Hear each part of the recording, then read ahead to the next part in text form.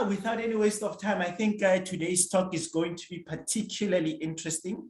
I think it's a mixture of all things important, particularly pollution. And I'm looking at the front cover of this presentation, and I'm thinking to myself, ooh, my heart just wants to sob from what I'm seeing there. In fact, Prof, just before we kick the shows, start the show, I read somewhere that over 90% of seabirds actually have plastic, some sort of plastic contaminant in them. Please don't answer that. You'll tell us all about it. But it's definitely heartbreaking. And I think today's presentation is going to touch each and every one of us.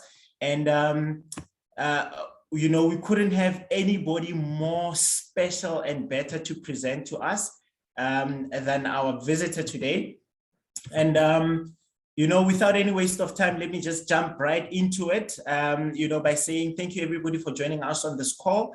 Let me take this opportunity to thank all our partners that make all of this possible. Let me start with Room to Grow. As we all know, you know, we're so privileged to have partners that are continuously supporting us and making sure that we've got this online conversations going. Room to Grow, they have been designing and creating outdoor living spaces in and around Cape Town since 2002. This is a company that offers a complete suite of landscape design, construction, maintenance, and associated exterior design elements. They specialize in understanding and translating customers' desires to create a unique environment that reflects the individual's character. So, ladies and gentlemen, in short, please visit www.roomtogrow.co.za for more information. They've got fantastic projects. And as we always share on this platform, they help you create the best landscape design for your outdoor living spaces. So please check them out. They're absolutely cool. As soon as I am able to afford a little piece of something, I'm definitely going to check them out and ask them to assist me with something. We also have our very favorite Straight Nature. As we all know, Straight Nature is the leading specialist natural history publisher in Southern Africa. They are associated with the best-selling and most highly regarded field guides in the region. Now, Straight publishes full-color illustrated books across a variety of subjects, including birds, mammals, reptiles, trees, flowers, the marine environment, geology, astrology, general wildlife, you name it, they have it, including children's books. Now, some of us that are sitting on this platform here wondering, you know, I've got something interesting to share. I want to get into writing. Please just reach out to Straight and they'll be better suited. In fact, specialized in advising you on how to get into the writing space. www.straightnatureclub.co.za. That's where you can find them online. And obviously, we've got our friends from SANBI, the South African National Biodiversity Institute, specifically represented by Kirstenbosch National Botanical Garden, who's also a partner in this Wednesday talk. So welcome, everybody. And once again, thank you for making time to join us this special morning. Our guest speaker tonight, this morning, in fact, I'm not going to say much because he's literally said to me, George, keep it as short as possible. So let me start by congratulating him on his latest achievement. So on the platform today, we've got Professor Peter Ryan. Prof, congratulations to you. Prof Peter is director of the Fitzpatrick Institute of African Ornithology. He just received BirdLife South Africa's prestigious Jill Memorial Medal at the organization's AGM on Saturday, the 28th of May, 2022. Peter is not only a world-renowned ornithologist, but also an author of many bird books and an accomplished bird photographer. Today, we are absolutely delighted to have Prof with us. He's going to be sharing with us about oceans of plastics and how this impacts on the different biodiversity that we get to experience in this world. So Prof, without any waste of time, welcome to this platform. You've got an eager, full room from all over the world coming to listen to you. So we are absolutely privileged to have you this morning with us. So without any waste of time, over to you, Prof. And to the rest of us, I will see you guys on the other side of the call. And if you have any questions at all during the presentation, please feel free to list them on the Q&A button that you see in front of your screen. Prof, over to you. Thanks very much, John, for that introduction, and welcome to everybody. It's great to have a nice audience from all over the place. I quickly added in this picture this morning just because I thought we're talking straight nature. I've just come back from a cruise in the, sort of off the east coast of South Africa and up in the Mozambique Channel, and more fish than birds up there. So I had lots of fun photographing flying fish. And I'm really excited to let everybody know that we're busy revising the Seabirds of Southern Africa book. And I've managed to convince Drake to allow me to put flying fish and flying squid in as sort of honorary seabirds, as it were. So for those of you who enjoy going out to sea, hopefully we'll soon have a little bit more information on these amazing creatures.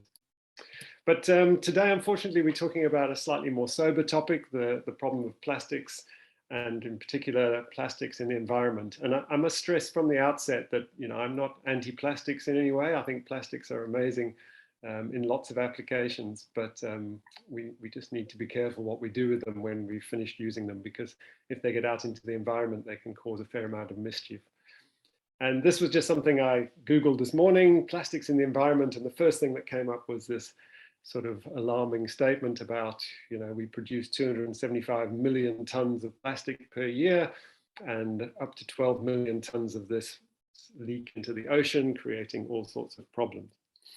And the first thing I just want to start off with is just saying, you know, be really careful when you start seeing statistics around plastics. You need to be somewhat critical, because people tend to be somewhat alarmist in what they report. So here's a sort of typical headline from a few years ago: 90% of litter on beaches is plastic.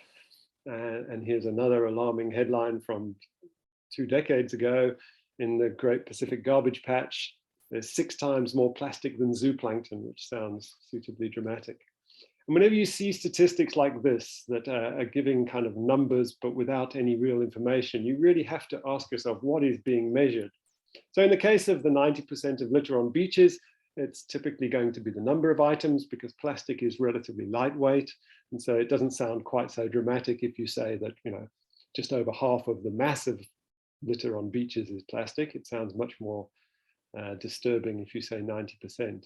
In the case of the more plastic than zooplankton, they're actually reporting the mass of plastic, because the paper that this is based on actually reports that there was 5 times more zooplankton than there was plastic. It's just so happened that the plastic was large items and it weighed more than the zooplankton.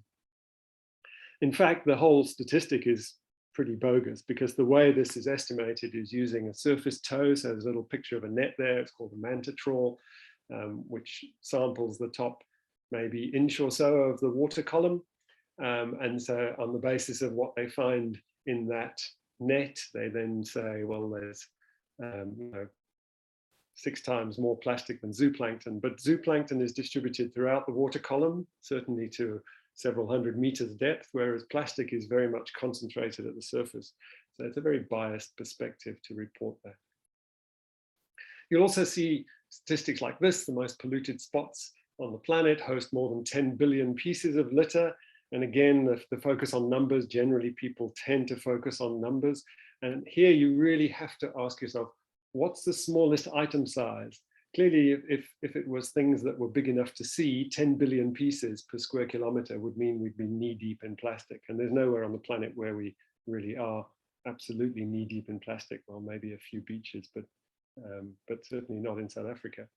And whenever you're trying to compare statistics around plastics, you have to make sure that the size range you're comparing is the same. And in particular, you've got to worry about the lower size threshold, because generally speaking, the smaller you sample, the more things you're going to find. And in fact, about 90% of so-called microplastics, which are defined as bits of plastic that are less than 5 millimeters across, are microfibers. And these mainly come from washing clothes and other sort of fabrics. And we typically think of the sort of microplastic fibers as things like polyester and acrylics and polypropylene and nylon and so on.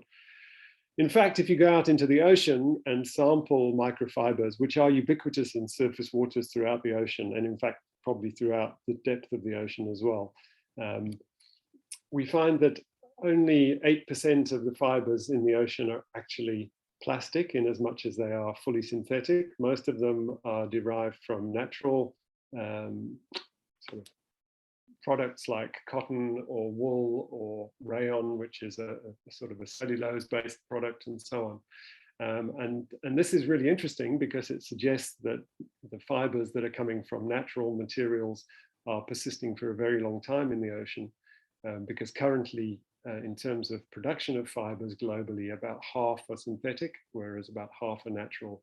So the fact that the majority in the ocean are natural suggests that they're remaining in surface waters for a substantial period of time. We don't really know what the implications of this are, but just be aware that when you see some of these horrendous statistics, it's not necessarily all strictly plastic.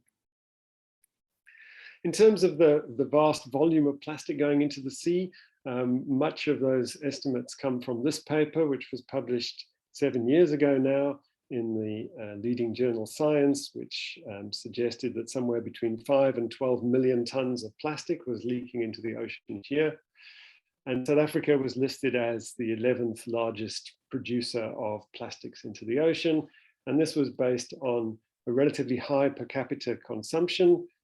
So we produce around 2 kilos of waste per person per day, which is in this table second only to the US, combined with the fact that there's a very high proportion of waste mismanagement in South Africa. So more than half of the waste is not considered treated in an effective way. And you can see, compared to a nation like Brazil, we're doing particularly badly, and compared to a first world country like the US, we're not even in the same league. So this paper suggests that South Africa is putting somewhere between 90 and 250 million tons of plastic into the sea each year. But when we actually go and look for this plastic, we don't really find that the numbers add up. So all of these estimates are based on sort of global extrapolations. But when we try to drill down to actually see where the plastic is coming from, there was a nice series of review papers published in 2020 in the South African Journal of Science. And this paper, which tried to kind of look at waste production within the country in more detail, suggested that the amount of waste plastic entering the sea is about 6 times less than the Jambek estimate. Still a worryingly large number, but certainly not quite as bad as the 2015 paper suggested. And if we actually go and look on beaches, how much plastic is sitting in our beaches, we think there's perhaps most about 1 million tons. And given that 50% of what goes into the sea probably end up on beaches, that suggests that it's substantially less than the 90 to 250 million tons of plastic. Again, just 1 million tons of plastic is an enormous amount of plastic, so it's not something to be proud of, but just be aware that these statistics are not perhaps as severe as sometimes people make out. Having said that, it's really amazing how much stuff we as a species produce. So there was this quite interesting paper that came out 2 years ago in Nature, which suggested that the sum total of all of the material things that humans have built now exceeds the biomass of plants on the planet, and that the total mass of plastic produced exceeds the biomass of all animals on the planet. In fact, it's almost double the biomass of all animals, which is pretty amazing if you think about it. Particularly when you think how much biomass there is out there in things like tropical forests and the boreal pine forests and so on. So where is all this plastic? If we actually go out into the ocean and look for it, this is still the best estimate of how much plastic there is out there. It's the only estimate that deals with large plastic items. And it suggests that something of the order of 250,000 tons of plastic is floating at sea. And when you think that the estimate is 5 to 12 million tons is going into the sea each year. It's certainly not all floating around at the surface because we can't find it if it is. Now, not all plastics float. So this is just using recycling codes here to give you some idea of the sort of the major polymers of plastic. So of the sort of 5 major polymers, 3 float: high density polyethylene, low density polyethylene, and polypropylene. Those are 2, 4, and 5. Whereas PET, which is used for things like drink bottles and food trays and so on, PVC, polyvinyl chloride, and polystyrene sink in seawater. They're more dense than seawater. And you might sort of raise your eyebrows and say, well, polystyrene is super light, it doesn't sink, but that's expanded polystyrene, the actual sort of solid polystyrene, which is used for things like disposable cutlery and so on, that does sink in seawater. So in terms of global plastic production, about 60% of the plastic polymer that's produced is inherently buoyant in seawater. 40% will typically sink to the seabed unless there is some air trapped inside, like if there's a bottle with a lid on that seals it, then it won't sink, obviously, until that air is displaced. Having said that, the seabed is probably the ultimate long-term sink for most plastics. Even plastics that float tend to get weighed down by things growing on them, goose barnacles, film of algae, etc. But if we go out and look off the coast of South Africa, we've done a couple of trawl surveys, we've done some seabed surveys using underwater cameras. We don't see things like this. This is from the Mediterranean, which has got a severely polluted seabed. The seabed off South Africa, we haven't found anywhere where there's high densities of plastic yet, which is quite fortunate. So where's all the plastic? A lot of it's probably not getting into the ocean. We're trying our best to reduce the amount of plastic getting into the ocean. So this is a citizen-led exercise to trap plastic going into sand flay, coming in at the Marina de Gama here in Cape Town. There's a whole series of interventions trying to trap plastics using various devices like this. But even if you don't put something into rivers, rivers are fairly good filters, and the vegetation in rivers tends to trap plastic. This is a picture taken up in Gauteng, downstream from an informal settlement area where there's very limited solid waste management options. People end up allowing litter to go into the waterways, and then when the rivers flood, a lot of that vegetation traps the plastic. Of course, this is not necessarily a long-term sink. I was just working off the east coast of South Africa, and particularly off Durban, we just saw huge amounts of litter out at sea, really exceptional. I've never seen so much litter off the coast of South Africa before, and this was in the aftermath of the devastating floods that have hit KZN over the last 6 weeks or so. And we knew that this litter was coming from land because there was also a lot of terrestrial vegetation associated with it, all of which was being colonized by goose barnacles, which had grown to about the size that you would expect after 3 or 4 weeks in the sea. So flood events, which are going to become more common, associated with climate change, are major drivers of moving plastic out of the land and into the sea. And this was a yogurt or some kind of dairy tub lid that we photographed as we were out in the ocean. And we could even read the sell-by date goes back to 2010. So it's clearly not litter that's coming off ships that would be much more recent. This is something that's been trapped in a wetland for a decade and has now been released by the floods. So this was the picture that I chose to illustrate the talk. It's sadly an all too common sight in winter in Cape Town. When we have winter rains, a lot of litter gets washed down our rivers and ends up on our beaches.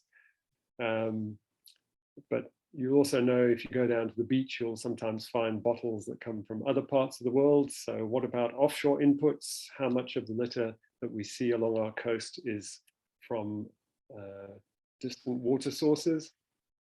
And we've been doing some quite interesting work on this using bottles as indicators. And if you're working in somewhere like a major source area like South Africa, you have to have a control. So our control is to look at street litter. And if we look at the bottles that you find around Cape Town or Port Elizabeth or Durban, you'll find that 99% of them are manufactured in South Africa. If we go down to Table Bay and look like that picture at Milnerton Beach, we find that there's about a 5% foreign bottle component. So there's certainly more foreign bottles on the beach in Cape Town than on the streets. So there is some offshore input. But as you move away from the center of Cape Town and move progressively to more remote areas, by the time you get to De Hoop Nature Reserve or Namaqualand National Park, we find that 2/3 of the bottles washing up on our beaches are not actually from South Africa, they're from offshore sources. And this was quite interesting. It suggests that illegal dumping from ships is still a pretty significant problem, at least in the PET drink bottle segment. So if we look at where those bottles are coming from, we can see that the vast majority come from Asia, some from South America, and then a smattering from elsewhere in the world. And the major polluting nations are China, Malaysia, because of the shipping hub at Singapore, and the United Arab Emirates, so the sort of top 3 source of bottles. However, that's somewhat biased because most of the information we get on the sources of bottles comes from drink bottles, which are made from PET.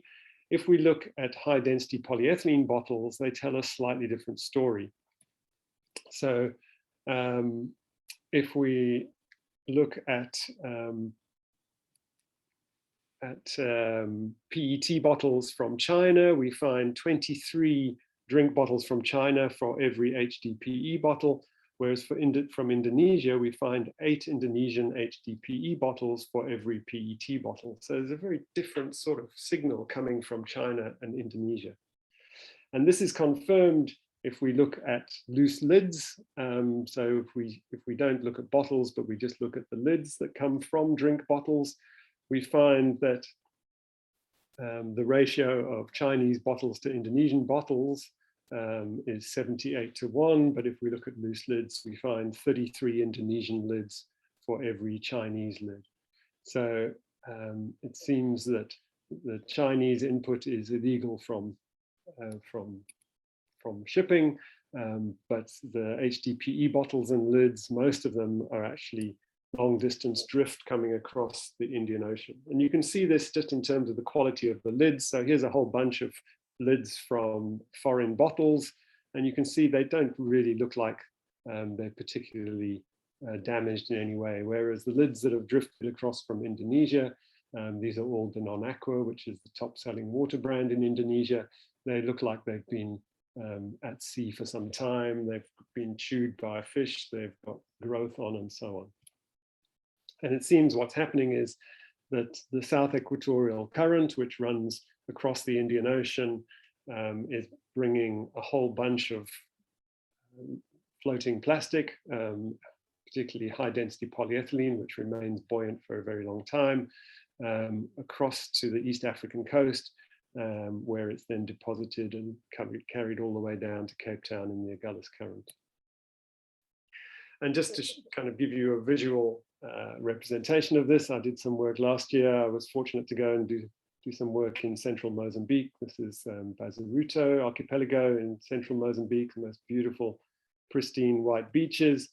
But I collected lids from the San Sebastian Peninsula, which is sort of a long-term sink, it looks like, for lids. So these were just the blue water bottle lids that I found on 50 meters of beach. And you can see that the vast majority, these are sorted by different brands.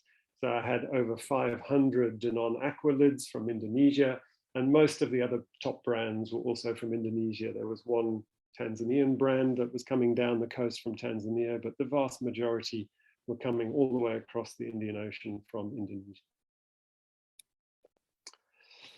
So yes, there is an offshore input, and that's something that we're trying to get, in particular, the International Maritime Organization to address in terms of illegal dumping from ships, and also putting pressure on Indonesia as now the #1 source of land-based plastics into the ocean to try to sort out their problems.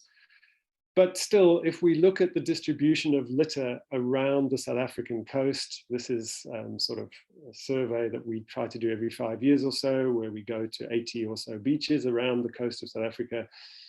And we've done this every 5 years since the 1980s. What we find are concentrations of litter around the urban centers. And these occur despite the fact that we put more effort into cleaning beaches around urban centers than we do out in more rural areas. And this tells us two things. This tells us that most litter is coming from local sources. If it was coming from offshore sources, we would see a much more uniform distribution of litter. And it also tells us that the dispersal at sea of litter coming out of our urban centers is somewhat limited, and I'll talk a little bit more about that in a minute. And it's not just macro litter that this applies to, it also applies to microplastics. So this is, again, similar sort of data where we go and sieve a transect up the beach to collect all of the bits of plastic that are between 2 and 5 millimeters across, all the little nurdles or industrial pellets and fragments of other things. And again, we see concentrations around the major urban centers. So the good news about this is that we're largely responsible for our own litter loads, and if we can clean up our own house, we'll see the benefits on our beaches. But before I go on to talking about how we can go about cleaning up our house, maybe we should just talk a little bit about why should we care? Does it really matter if there's plastic all over the place in the marine environment? This is a brown noddy nest in the South Pacific, and you can see that the majority of the nesting material that the noddies have used to build this nest is plastic. So the ugly face of plastics is the entanglement problem. We know that entanglement is rife in the ocean. Animals get caught up in large bits of plastic. Normally it's packing straps or bits of fishing line or rope or fishing net. So the fishing industry in particular is problematic in this regard. And this affects many species, virtually all species of birds. If you look hard enough, you'll find some have been entangled somewhere. It affects marine mammals, turtles, fish, pretty much everything. Even seaweeds get entangled, corals, and it can cause damage to them and so on. So this is a problem. But it tends not to be a conservation concern in terms of population level impacts, certainly for seabirds. Where it is a problem is for taxa that are already threatened in other ways, such as marine turtles, which face so many other challenges in the environment that entanglement is just like the proverbial last straw that potentially can cause the populations to start declining. A much more pervasive problem is the problem of plastic ingestion, because it affects much higher proportions of individuals. John was saying that 90% of seabirds contain plastic.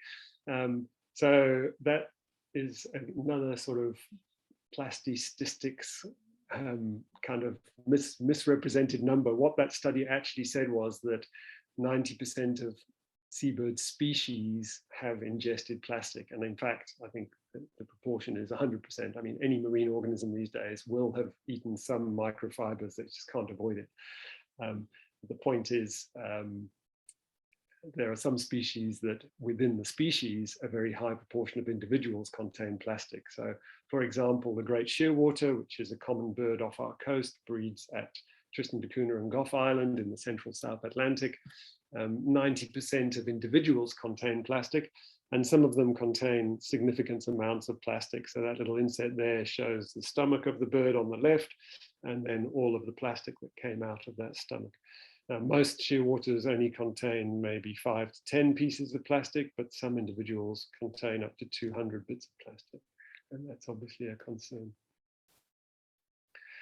The proportion of individuals that actually contain plastic vary quite a lot among seabirds groups.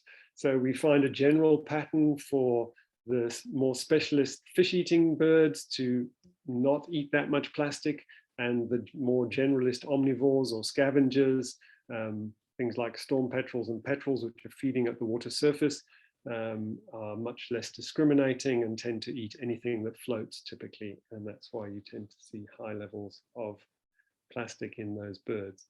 Having said that, you also need to consider what happens to the plastic, because when people report the proportion of birds containing plastic, or the proportion of dolphins or whales or whatever taxon you're interested in, you do have to think that that is the sort of balance between how many individuals eat plastic and how long it stays in the gut.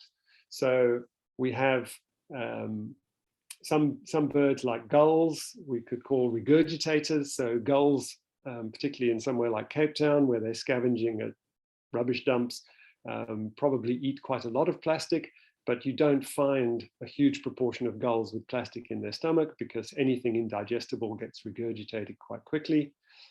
Similarly, for things like fur seals, they probably eat quite a lot of plastic in their food. So the fish prey that they eat contain plastic, but most of that plastic will be excreted very quickly. So if you look inside the stomach of seals, you don't find a lot of plastic. And the problems occur with the few groups that actually retain plastic. So they don't seem to regurgitate it, and they have a digestive tract that doesn't allow large items to pass through to be excreted. And again, this seems to be mainly storm petrels and petrels. They have a very narrow connection between the stomach and the intestine, and anything larger than a few millimeters across gets retained within the muscular stomach or gizzard. And that's why we see these high levels of plastic in things like shearwaters. You might be asking yourself, well, why eat plastic? So there's kind of two major reasons. The one is you eat something that's already got plastic in it. That's not really a particularly interesting answer. But we can also, so we really want to know, why is plastic eaten in the first place? And there's two major avenues of primary ingestion. One is accidental ingestion. So you see something that you think is food, or you see food and it has plastic associated with it. So things that are not discriminating, like filter feeders, so baleen whales, they might accidentally consume plastic along with fish or krill when they're feeding. Or things like some of the North Pacific albatrosses feed extensively on flying fish eggs, and some flying fish lay their eggs on floating debris, which these days is increasingly as plastic, and so they end up eating the plastic associated with that. And here's an example that you might not have thought about, but if you go down to the shoreline on the peninsula, you often come across sandy anemones, and one of the things that they tend to eat is plastic. You'll see bags in particular sticking out of the mouths of these anemones, and they only seem to do this when the plastic has been in the environment for a while. And we think that it's the biofilm that's attached, growing on the plastic, that makes the plastic bag attractive to the anemones to eat. Particularly in the tropics, you'll come across bottles that look like this. These have been bitten by fish, probably sharks. You can see very distinctive teeth marks in these bottles. And used to sort of think, well, why on earth are they eating plastic bottles? But I forgot to put in the picture that showed, you know, these bottles, when they're out at sea, have a heavy growth of algae. They often harbor little crabs. And so I think that probably they're biting these things incidentally, because they're trying to eat whatever's actually attached or living in association with the plastic item. And then there is the deliberate ingestion of plastic, where it's mistaken for food. And the sort of classic internet example, if you like, is, you know, marine turtles eating plastic bags because they look like jellyfish. There are a couple of problems with this as an example, but here's some data just to show you that it's not really true. So here's the little loggerhead turtle hatchlings that come down the coast from their breeding colonies in Mozambique and northern KZN. If we look at the distribution of different colors of plastics in the environment and in the turtles, what we find is that they actually avoid clear items that could potentially look like jellyfish. They're mostly eating colored things, which are more visible and easy for them to see. And this has been known for some time, that turtles in general don't prefer to eat clear things that look like jellyfish. They tend to prefer more colored items, which are more obvious for them. So it's deliberate ingestion. You can put plastic in a tank with a turtle, and the turtle will swim up and start eating on it, but they're not specifically choosing them because they look like they're prey. Okay, what about the impacts of plastic ingested? So the most obvious impact is if you eat something that's nasty, big and sharp, it could block or injure your digestive tract. This is particularly problematic for turtles again, particularly if they're eating large flexible packaging items like bags, which, because they're flexible, they can eat quite large items, but once they get into the gut, they become twisted up and can block the digestive tract. And once you block a turtle's digestive tract, it starts to get gas buildup, it becomes buoyant, it can't dive effectively, and they typically end up starving to death. In the case of this sad little baby loggerhead, the plastic was so much that it had blocked the cloaca and forced its way up into the bladder and killed the turtle that way. So this is not often a problem for seabirds because seabirds are pretty tough. They've got amazing digestive systems that can cope with all sorts of things, but it's certainly a problem for turtles.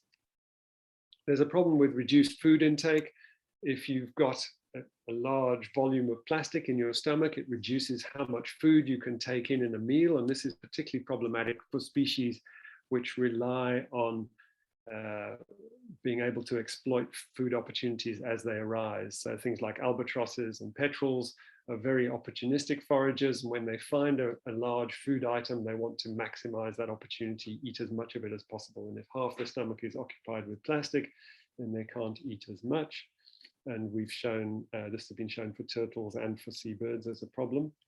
But probably the biggest concern is around plastics as a source of toxic compounds. So plastics themselves typically are largely inert, but we have a habit of adding various compounds to plastics to give them specific properties, and these can create problems. So we have kind of two major groups of toxins associated with plastics. We have so-called legacy pollutants, things like PCBs and DDT, which are out there in the environment. We've banned their production under the Stockholm Convention since the 1980s, but they're so long-lived in the environment that they're still drifting around at sea. And these compounds generally don't like water, they like plastic because they just have a greater chemical affinity to plastic. So plastic acts like a little sponge, and these legacy pollutants attach to plastics. So I would happily eat a handful of virgin industrial pellets, but I would be somewhat less happy to eat a handful of plastic that's been drifting around in the ocean for a couple of months, because it would start to accumulate these pollutants on its surface. And then there's a whole bunch of things that we add specifically to plastics to give them certain properties. So things like flame retardants and UV stabilizers and plasticizers. And some of these compounds are biologically active and can do fairly nasty things to organisms, like disrupt endocrine systems. There's various sort of feminizing hormones and a lot of concern around the impact on our hormone systems in general. And of course, with plastics being so ubiquitous in the marine environment now, they actually pose a threat to people through eating seafood. But having said that, I think I'm much more worried about things like heavy metals in seafood than I am plastics, quite frankly. So if you're eating things like swordfish or tunas regularly, you really have to be more concerned about the amount of mercury and cadmium and other heavy metals which accumulate in these top predators. There's a whole bunch of new products that are, or new compounds that we're starting to be aware of getting into the environment through plastics. As I said, UV stabilizers and plasticizers are now becoming sort of ubiquitous in the environment. And we recently discovered high levels of a particular UV stabilizer in blue petrels. Blue petrels are interesting because it's a bird that seldom comes north of the Antarctic circumpolar front, so it typically stays in pretty pollution-free waters, cold Antarctic waters year-round, and yet 90% of them manage to find some plastic to eat, which is pretty impressive because there's not a lot of plastic down there. And as a result of eating this plastic, we found high levels of this particular UV stabilizer in blue petrels, and this is now being used as ammunition to get this particular stabilizer listed under the Stockholm Convention. And then in terms of nanoplastics, this is a kind of a developing field, and we don't know much about the impacts of nanoplastics on organisms, including ourselves. So one of the challenges is as plastic fragments become very small, once they get less than a micron, in other words, less than 1,000th of a millimeter across, we really struggle to actually identify them as plastic anymore. They just are indistinguishable from other organic compounds. I mean, plastics basically are made of the same things as we are, carbon and hydrogen, you know, in long chains. And so it's really been very tricky for some time to work out what's happening with very small plastic particles. But this was a paper that just came out a few months ago. So it's a European group that claimed to have come up with a way to actually identify nanoplastics down to about 0.5 micron, and they're finding them in human blood samples. I have no idea what the impact of this is, but it's suggesting that once microplastics become really small, they can migrate out of the gut into the body. And we know this from experimental trials because we can label nanoplastics, but this is the first sort of environmental demonstration that nanoplastics are getting into a species, and the species is us. And this is a question that you might not think is needed to be answered, but I think it's an interesting one. Is it getting worse? So obviously we've been producing plastics since the Second World War in ever increasing amounts.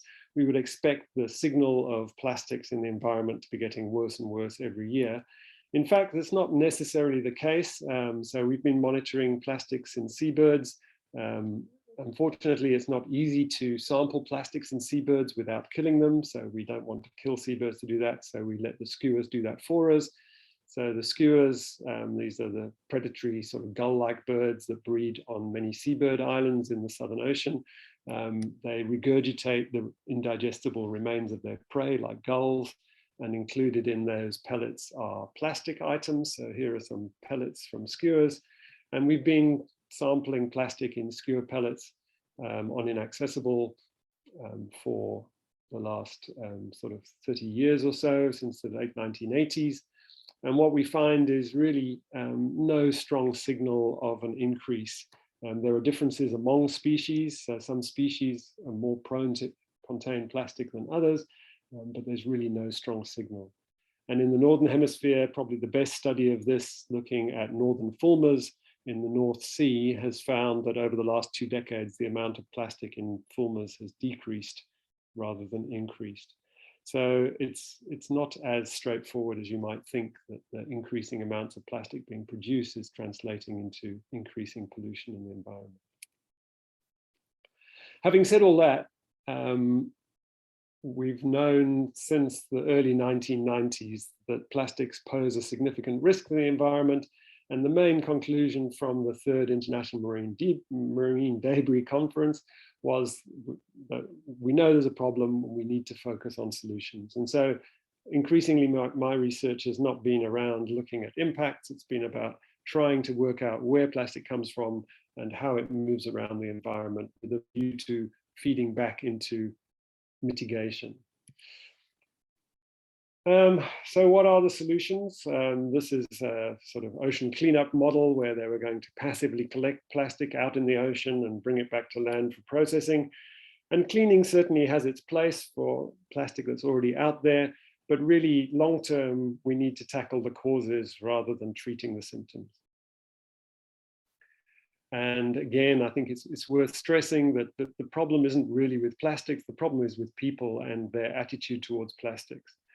So this is the famous beach in Mumbai, which was chronically polluted with plastic and has now been cleaned up thanks to sort of some inspirational work with local communities, and turtles have now returned and started breeding on this beach.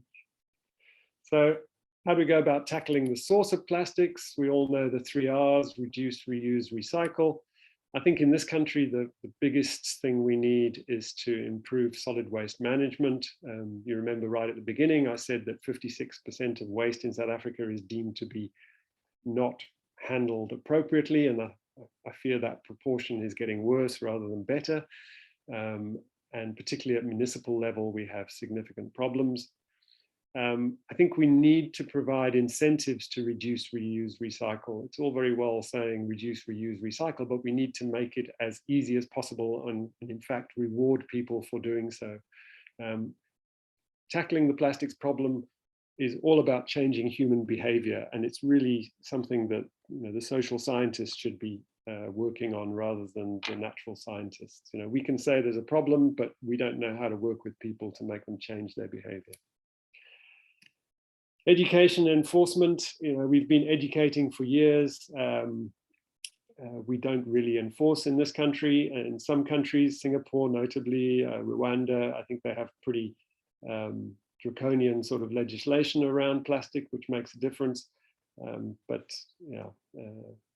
education per se, I think, has been tried and doesn't necessarily work. So we need to be creative about how we do this. And again, one way to make it easier is to rethink the way that we actually design packaging, and hopefully the new extended producer responsibility legislation that's been brought in will promote this.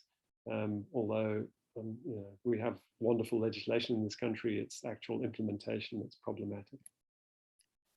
So the idea is that we need to move away from linear economies and into more circular economies where raw materials are not ending up going to landfill, but they actually get reused. I'm a big fan of fiscal incentives to promote this. There's lots of data from elsewhere in the world showing that just a nominal deposit system will make a huge difference. So this is data from the US, where some states have mandatory deposit on bottles and others don't, and you can see the implications in terms of the proportion recycled. Even our much maligned charge for carrier bags introduced by Vali Musa in the early 2000s, we could see the impact of that on the numbers of carrier bags that we found on South African beaches. Having said that, carrier bags are just a very small proportion of the flexible packaging that we find on our beaches. And so, yes, charging for carrier bags might make a difference, but it's really not having a major impact on the vast majority of plastic that's getting out into the environment. One of the flagship models that the industry in this country likes to hold up is the PETCO model, the PET recycling bottle, PET bottle recycling program, which is an industry-led initiative. So it is one of the major funders of the so-called waste picker employment program that people get paid to take the used bottles and other materials to recycling centers. And it is remarkably successful in terms of recovering huge amounts of material, saving lots of landfill space, and generating income for the people who work in the program. And we certainly need similar models for other types of polymers, and the industry is producing those kinds of models, but they're not as successful as the PETCO one. So the trouble is that the amount that's getting paid for those bottles is not sufficient to solve problems like this. So this is just down the road from my house in Muizenberg. And you can just see if those PET bottles were really valuable enough, somebody would pick them up and take them to a recycling center. So we need to actually increase the value of these products to make it really significant. The other problem is that the recycling rate in PETCO is around maybe getting up towards 70% now, which sounds really impressive. By global standards, a 70% recycling rate is remarkable. So they're justifiably proud of the fact that they're getting back 70% of the PET bottles produced in South Africa each year. But then you look at the numbers of bottles that we actually produce, which is over 4 billion. So if you get back 70%, that's an awful lot of bottles, but you're still allowing over 1 billion bottles to go out into the broader environment. Hopefully most of it ends up in landfill, but that's really a significant number of bottles to be going into the environment every year. So what about beach cleaning? Should we get out there on the weekend and clean up beaches? I used to be somewhat negative about beach cleaning because I felt that it was masking the problem. It was like sweeping the problem under the carpet and not really confronting people with the magnitude of the marine litter problem. But there's some interesting evidence coming out to suggest that beach cleaning really is something that we need to support. It's kind of a key tool in our arsenal. So this was a nice paper that came out a few years ago looking at what happens to litter if you buoyant plastic items, if you release them into the sea from the various urban centers around South Africa. And you can see that some of it gets exported to the Indian Ocean, some gets exported to the Atlantic Ocean. But those white arrows suggest that quite a large proportion ends up washing ashore. And this is despite the fact that the litter was released 8 kilometers offshore in the model, because the models can't handle the complexities of a coastal environment. And for Cape Town, they only released it off Table Bay. They didn't consider any releases from False Bay, which would have a very different dispersal profile. So there's a lot of our litter is washing ashore. And we've collected some empirical evidence of this in False Bay, which was quite a fun exercise. So working again just down the road at Sandflay. This is the Muizenberg Beach. You can see the Sandflay estuary coming into Muizenberg Beach. And Sandflay is a typical Cape Flats wetland. It gets hugely polluted by runoff from the many communities that live on the Cape Flats. Some of this is intercepted, but a lot of it ends up in Sandflay. And when the estuary mouth opens, it ends up washing up on the beach. It's quite tricky to actually measure how much washes up on the beach because Muizenberg is such a popular beach and there's people going down there and they're littering and they're cleaning. And so there's a lot of complicating factors. But when we had the COVID strict lockdown, it gave us the opportunity to actually go and measure what was happening on the beach without interference from beachgoers. So we got a permit to escape the lockdown and go and clean the beach every day for 2 months, which was really a wonderful privilege. And this is kind of what we found. So this is just showing the rainfall over the study period. And you can see that with the start of winter rains, end of May, the estuary mouth opened, and then we had various rainfall events after that. And if we look at litter on the beach, you can see that there was fairly low levels of litter arrival until the estuary mouth opened, and then we could see a big spike. And then thereafter, lesser amounts coming out of the wetlands. So the initial flushing carried out a lot of litter, and then there was a smaller amount after that. But the most interesting thing for me was how localized that litter was. So most of it was washing up within 200 meters of the estuary mouth. We couldn't see a signal on either side beyond that.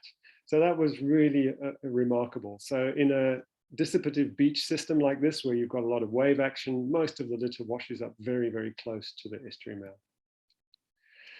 The other thing that suggests that we should be looking at beach cleaning, at least as a sort of short-term solution, is if we look at what the distribution of plastic is on beaches. So again, going back to the beginning of my talk, I stressed the need to look at, are we talking about numbers or mass? If we look at the number of items on beaches, this was work that we did in the West Coast National Park, and we kind of integrated across a whole bunch of spatial scales to sample from microfibers right up to large mega items. What we find in terms of the number of items is there's literally billions of microfibers. I mean, it's just insane numbers of these things. And then fair numbers of microplastics, some macro litter, but relatively tiny if you look at it in terms of numbers. But as soon as you look in terms of mass, the microfibers disappear from the picture entirely. They are so small that they contribute nothing to the mass. And in fact, even if you worry about stuff buried in the beach, there's not really that much. Microplastics in general make up a couple of % of the mass of litter in total. And most of the litter is sitting on the surface as things that you would pick up during a beach cleanup exercise. So we can make a huge difference just by picking up the big and obvious things that wash up on our beaches. And the big advantage of that is if you remove them from the system while they're still big, you can do something about it. If you leave them out there in the environment, they slowly degrade through particularly UV degradation and physical abrasion into microplastics, and then it's very difficult to do anything about it. This is a beach in the Greater Addo National Park near Woody Cape, where there's this sort of plastic confetti and pellets, which has been there for ever since we started sampling. So 30, 40 years, the beach has looked like this. And it's just a cocktail of plastic confetti. And you might be thinking, well, maybe we should be phasing out plastics entirely and replacing them with degradable plastics. There are significant challenges associated with degradable plastics. You need to know what kind of degradable plastic you're dealing with. The worst kind have just got weak links built in that cause them to break down into microplastics faster, which is really not helpful at all. And even some of the bioplastics are not really as good as people make out. So it's really not a quick decay process. Many of them are so-called only industrial compostables. So polylactic acid, which is the thing that these various, I'm always nervous about saying brand names, but you know, you'll come across these dog poo bags that people claim to be compostable. They are made of polylactic acid and they are only industrial compostable. I've had one in my compost heap for over a year. It still looks exactly the same. And yet people seem to think that they'll magically disappear and they'll pick up their dog poo, tie up the bag and then leave it on the beach. It's like unbelievable. Anyway. And then the other challenge is that if you have a high proportion of degradable plastics in your waste stream, you can't use a mixed plastic recycling to make things like plastic wood. And that's obviously not ideal in any way. Okay, I'm getting to the end and I'm probably running way over time. Apologies for that, so I'll run through it quickly. I think there are various applications where plastic are really not the solution, and things like plastic earbud sticks. If you go to any beach in South Africa, you will find earbud sticks and lolly sticks, two of the biggest problems.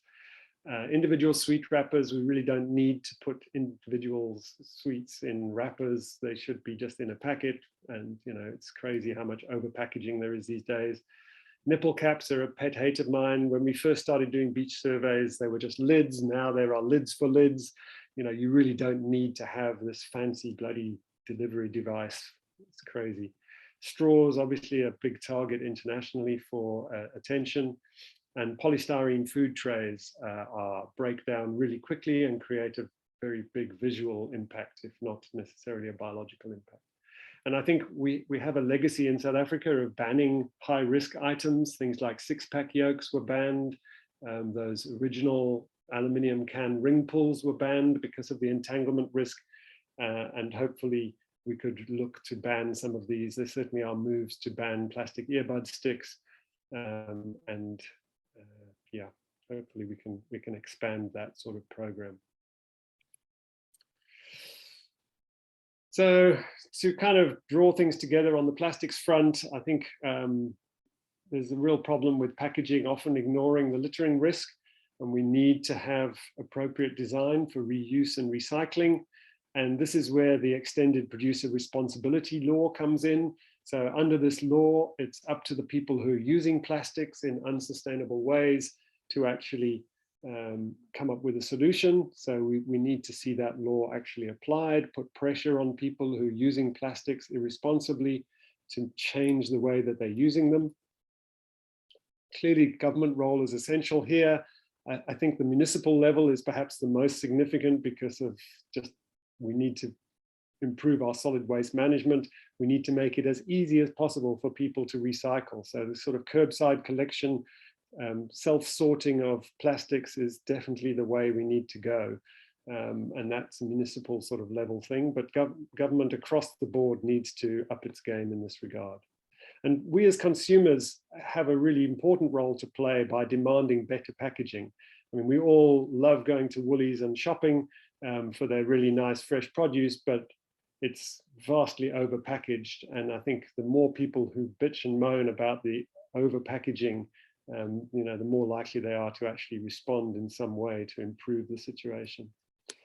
And this is a kind of approach that WWF South Africa has been promoting, the idea that there are a limited number of retailers in the country. And because there are relatively few retailers, they have a lot of power to put pressure on producers to change their packaging habits. So that's something that certainly I think has potential to change if we can get the retailers on board. And again, it's consumer pressure that will drive that process.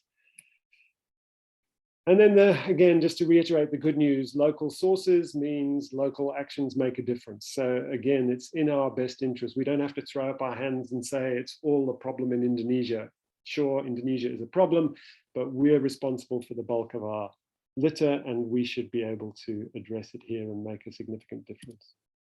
If you're interested in this topic, there's a really nice open access book that came out a few years ago. You can just Google marine anthropogenic litter. It's a Springer open.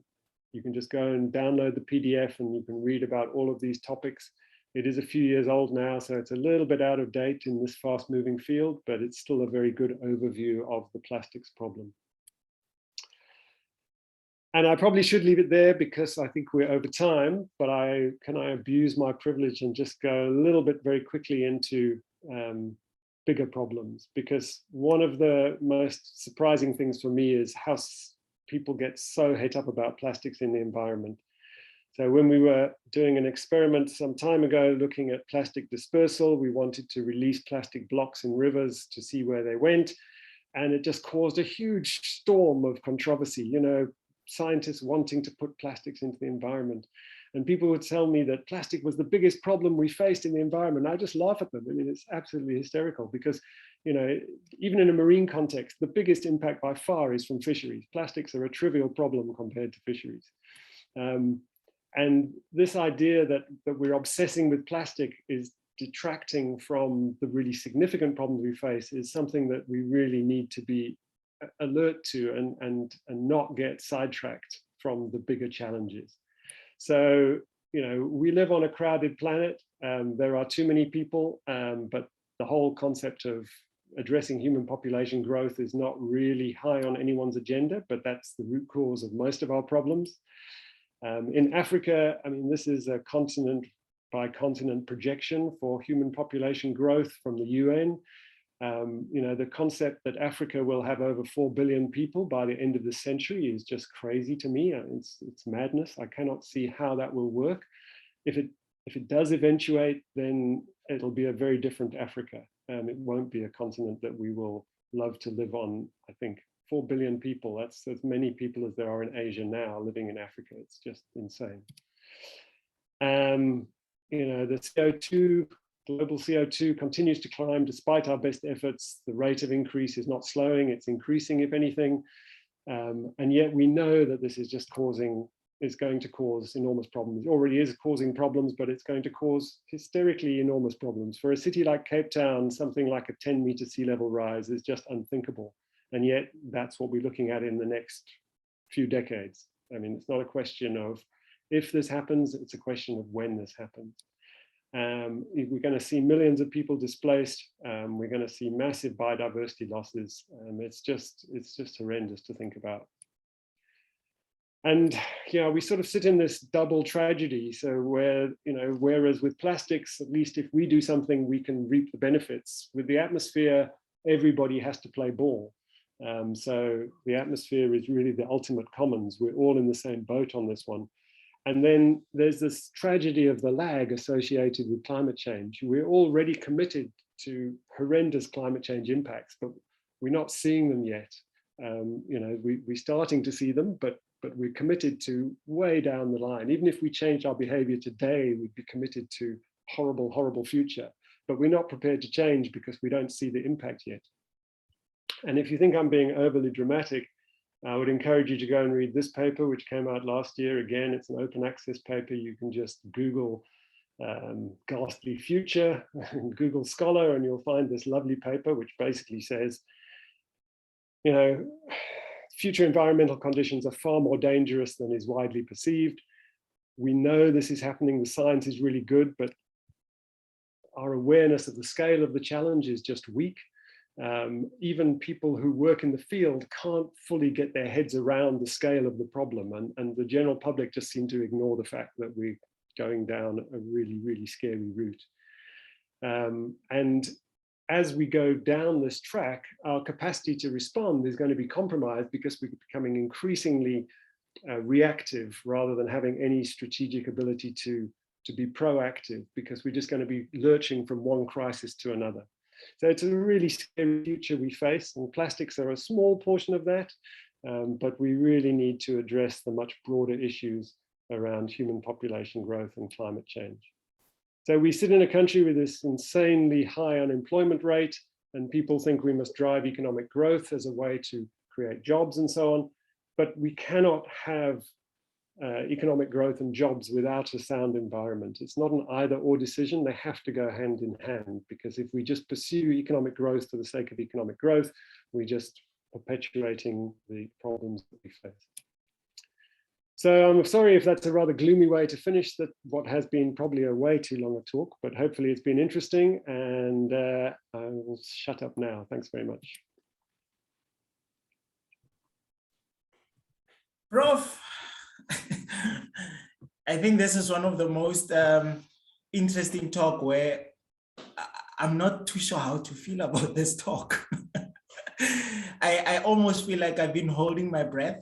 And every time you spoke about something, that you put up on your slide, and I was like, yes, I've got a question for that. And then you answered it right back, and said, oh, not possible. And you're speaking about something like, environmentally friendly products. And I was thinking, yes, environmentally friendly products, dog walkers, for instance. And then you come back again on the next slide and say, that's probably greenwashing. And I'm like, I don't know what to say anymore. So before we even take more questions, because again, you did it again just at the last slide. I was like, okay, so what should we be getting excited about? And then again, you took us back and said, just hold up a minute. So Prof, before we take a lot of the questions, just tell us what should we take from this presentation? Because it's just filled with such interesting and exciting information. It is good to know that plastic is not such a big problem that we thought it was, but yet it's still a problem. So what are the takeaway messages here? I think the important thing is we all, as individuals, have to try to be good global citizens. So, we need to act local, think global. It's an old slogan, but it still applies. We need, in the solid waste space, we need to have a compost thing in our garden, and we need to separate our rubbish into recyclables, compost all of our compost. We cannot continue to take truck after truck after truck, burning lots of carbon to go and take stuff and dump it in a hole in the ground. It's not a sustainable solution. So we all need to be responsible citizens for our waste. We need to try to minimize the amount of waste that we produce. We need to process all of the organic stuff on site as best we can. If we live in a complex, make sure the complex has a compost system, etc. So there's a lot you can do in the solid waste space. I think that's one of the appeals of plastic and why people get so excited about dealing with plastic, because it's one of the easier challenges that we face that we can actually deal with. So there's a lot to do there. When it comes to the bigger problem of global change and climate change, there it's really tricky. You have to kind of balance your aspirations and as an individual with the needs of the planet. So, try to walk to the shops, cycle to the shops, try not to drive. I mean, we're all bitching about the fuel price increase, but frankly, we should be charging probably double for fuel, because we should be costing in the environmental costs of burning carbon. At the moment, we're not incorporating those costs at all. So again, it comes down to changing behavior, and we won't change our behavior until we're forced to. And one mechanism for forcing us to change our behavior is to really price things like fossil fuels appropriately. And then we'll see the move towards green energy and electric cars, because people won't be prepared to pay 100 or 150 Rand a litre to continue to burn, sort of bad carbon fuels. So it's a scary time, and I think as individuals we don't have sufficient power, but we have to do the best we can as individuals, and just hope that our politicians globally finally get some understanding of the severity of the situation we're in and start to really make a plan, because many of the challenges we face are too big for us as individuals. But we all have to do the best we can. Sure. And I think in that sum up, you just spot on. I think it's just complex. We can't look at economic growth without sustainability. We need to think long term about effects, the impact of climate change. Yeah, and the list is endless. And the debate about fuel prices. And it's got such domino effect on so many things. It's, what do we do? Where do we go? But I think it boils down to one thing, like you said, sustainability. And how do we do that? And I think that requires a concerted effort from all parties, all stakeholders, all experts, all scientists, social services, to come together and seek some long-term solutions. But while we're there, Prof, let me just take a couple of questions that are coming up. Let's start with Mike. Mike saying to us, what extent are discarded COVID masks exacerbating the problem? And he's speaking about pollution and perhaps maybe the discarded masks that are out that we pick up in oceans. Individuals carry them, maybe falls off of a pocket. We don't want to say individuals are throwing them, dumping them deliberately. Perhaps maybe it fell by mistake. And sometimes when it falls, maybe somebody doesn't pick it up, but whichever way. Let me take two more. Meg saying, does Cape Town storm water go straight into the sea, or is it filtered? Is there some sort of processed systems first that happens before that storm water goes straight into the sea? And then and perhaps maybe last one that I can take is coffee capsules. Woo, Andrea, don't talk about coffee now. Coffee capsules, who recycles them? Now more used than ground coffee, for instance. And that's a question from Andrea. Prof, maybe if you can take us through those three questions. Okay, yeah, so I mean, the face masks and the coffee things, they're small problems in a big problem. So face masks, absolutely. As soon as COVID hit, we started picking up face masks on beaches, in rivers, along roadsides. I saw them out at sea in the middle of the Indian Ocean last couple of weeks. I mean, just crazy where you see them. The amount of waste plastic that was created by COVID, masks are a tiny portion of that. Unfortunately, the masks are not recyclable. They're composite, a whole bunch of different things, and nobody's come up with a sensible way of recycling them. So COVID has been horrible for solid waste management, and most of the plastic associated with COVID has actually been within hospitals. 80% of the extra waste generated by COVID has been hospital waste. So, I mean, massive impact. There's lots of studies showing how bad COVID has been for solid waste management. Everything became all of a sudden, had to be sanitized and wrapped and etc. disposable. So terrible problem, and no easy solution. The coffee one, I'm not a coffee drinker, so I'm going to abstain from commenting. I'm sure somebody in the industry would be able to give you some advice as to whether those things are recyclable or not. But my guess is they're not something that I commonly find in my various environmental samples. So it's probably a relatively minor problem. The stormwater drain question is kind of an interesting one. So in many sort of like European countries, stormwater is routed via some kind of water treatment process. In South Africa, it's typically not the case. So a lot of it goes straight into rivers and into the sea. or directly into the sea. In the case of Cape Town, some of the storm drains just basically go straight into the sea. We've done some studies netting those storm drains. So probably the not biggest in terms of mass, but certainly biggest in terms of number is cigarette butts, and just insane numbers of cigarette butts. I mean, smoking is bad for your health, but it's even worse for the environment. So yeah, putting nets on storm drains is definitely something that would make quite a significant difference. Some of the bigger storm drains are netted. There's the one that drains much of the CBD goes into Cape Town Harbour. There is a net there that traps some of the stuff, but not all of it. The challenge is always the balance between the mesh size of your net. You know, if you make the mesh too fine, as soon as you get a rain event, the mesh gets clogged with all the packaging and vegetation that comes down, and then the pressure of the water just blows out your net.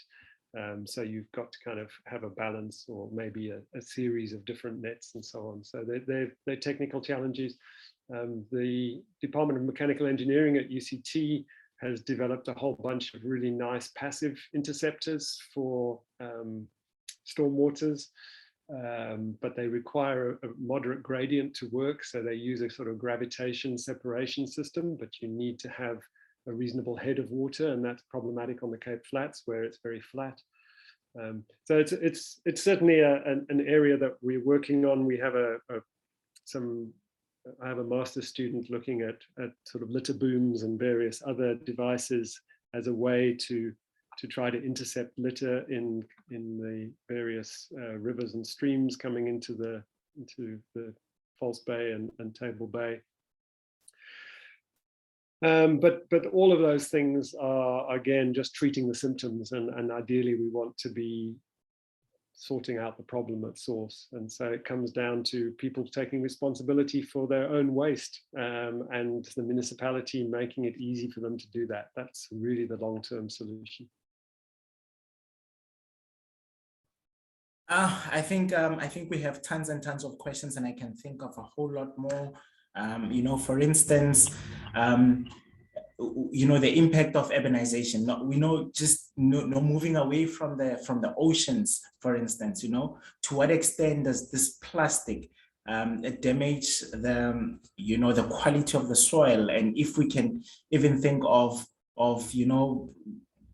secondary farming, perhaps maybe do something at home, grow a little bit of garden, but because of dense population in cities, you know, the quality of land that we've got, is it even worth trying to build a vegetable garden, for instance, you know?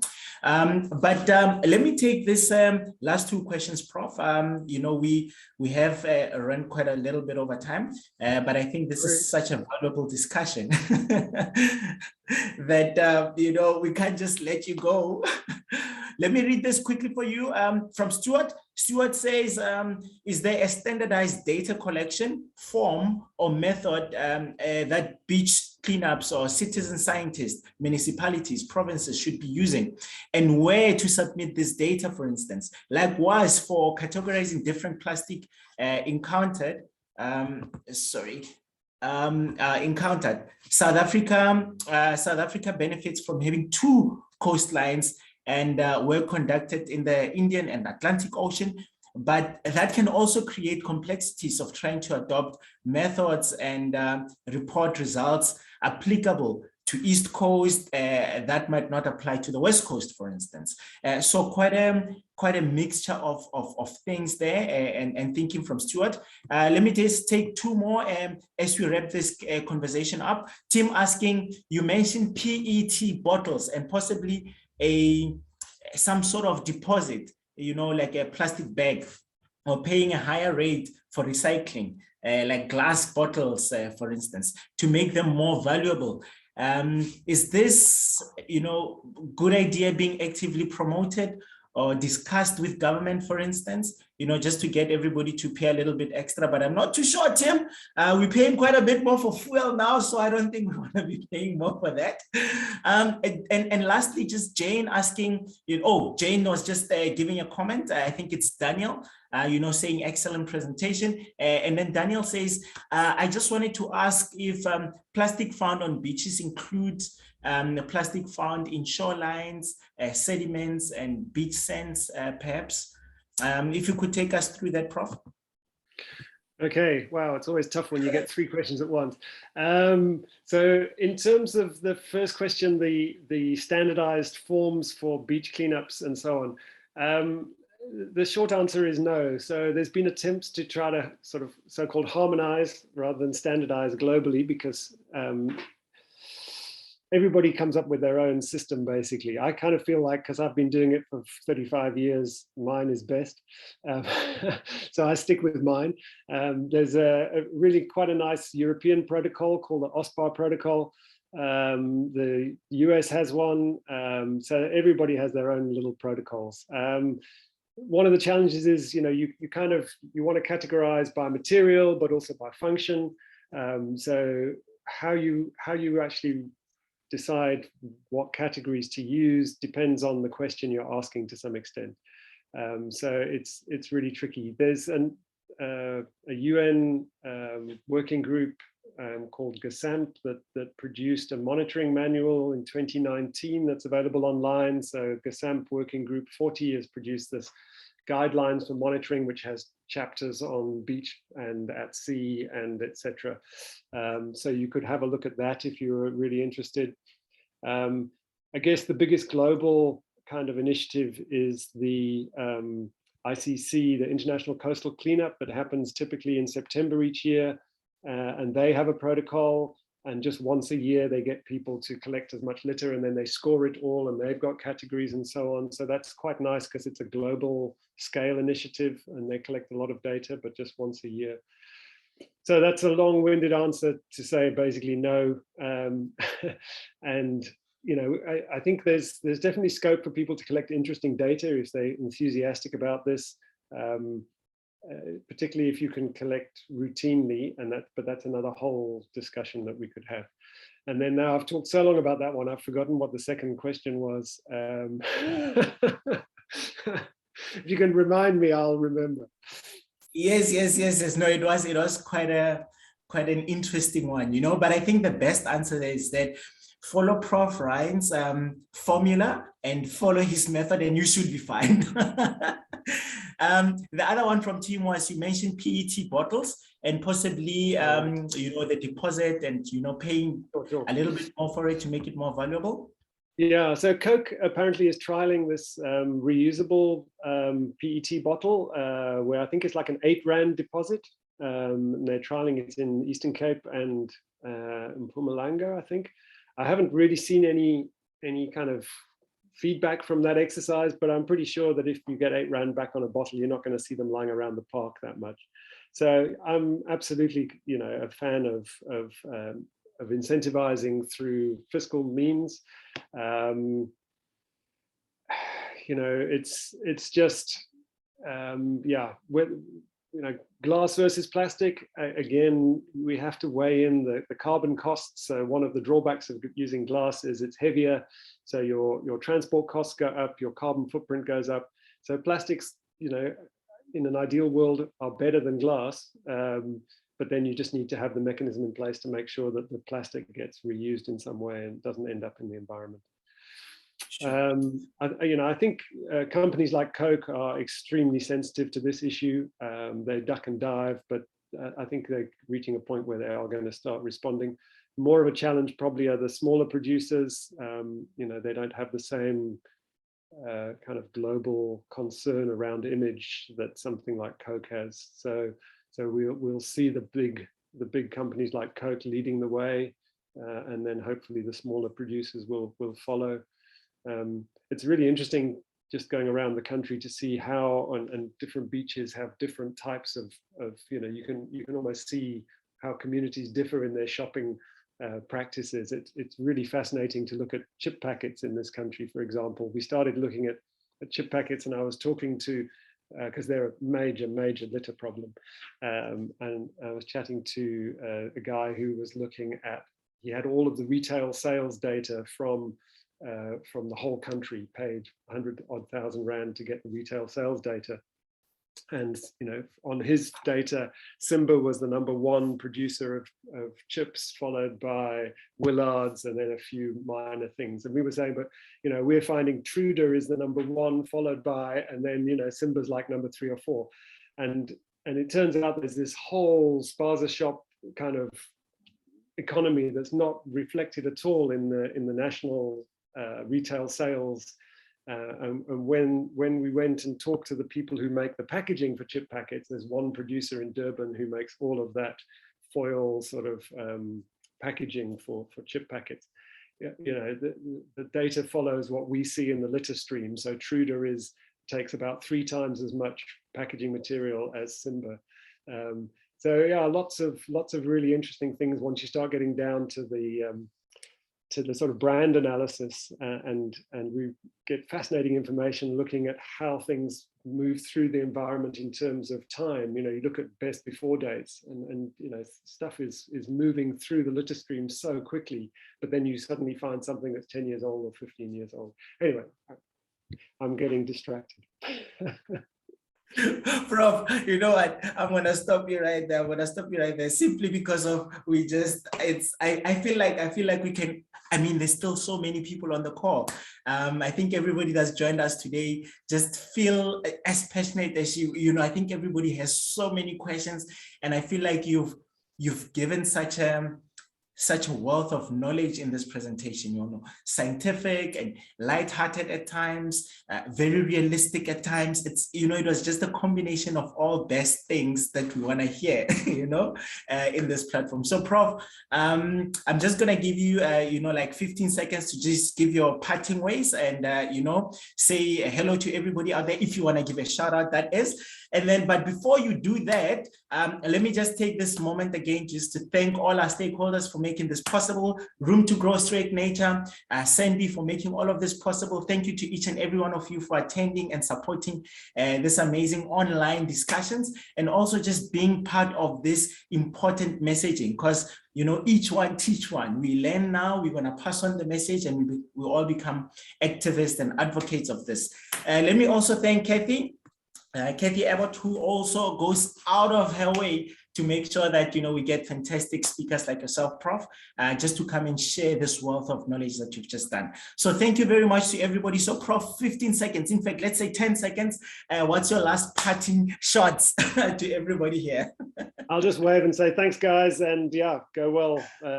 Keep your heads up, and don't litter. Well said, Prof. I think earlier on when we had the presentations, we had a slide on with books that are available. So to everybody that's on this call, so please, if you want to learn more about this topic, very important topic, I think it's something that we all need to learn about. Please make sure that you go out to www.Straight Nature Club, get yourself these books. In fact, you've got these books at our Kirstenbosch bookstore. You get 15%.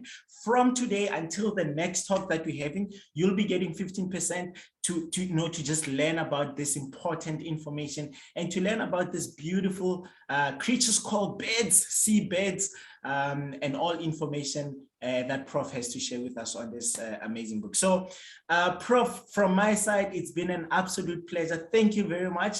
We absolutely appreciate the time that you've given us, and we most certainly want to see you again. We want to see how much we can do. We need to start now having presentations like this with a little bit of targets. When I say next time when we see you, we need to have moved from this point to that point. So from my side, thank you very much, and thank you for giving us your time. So to everybody else on the call, thank you so much. Have a fantastic day. Continue to wear your mask, stay safe, maintain social distancing, and until we meet again, thank you very much. From my side, John, it's been an absolute pleasure and an honor to have Prof on this platform with us, and we'll see you guys again next time. Thank you, Prof. Have a fantastic day. Cheers.